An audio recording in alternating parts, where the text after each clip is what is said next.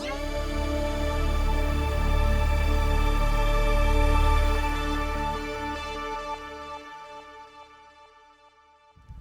morning, everyone. My name is Nia, and I'm joined here with my colleague, Effie, from the New York State Department of Health.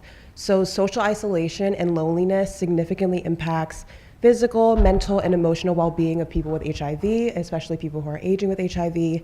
In response, our quality of care program worked with the Clinical Quality Advisory Committee to determine quality improvement interventions for addressing social isolation.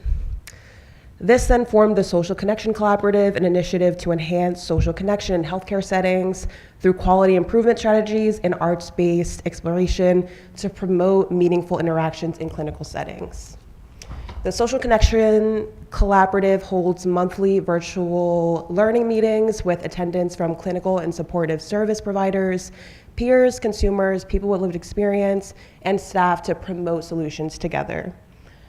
The collaborative consists of the development of the Social Connection Toolkit, which was co-developed with the HIV clinical teams and patients with lived experience, as well as implementation of site-based QI projects with sites such as Sun River Health and Housing Solutions of New York.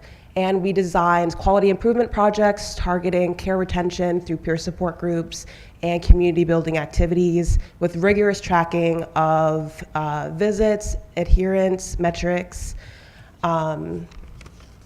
And I'll just run to my conclusion here. So we found that arts-based interventions showed promise in reducing loneliness and improving emotional well-being, and that the implementation of the toolkit resulted in clinical teams being able to identify and address isolation more effectively, with a 92.3 retention rate achieved in Sun River Health's QI project, surpassing their original 40% target.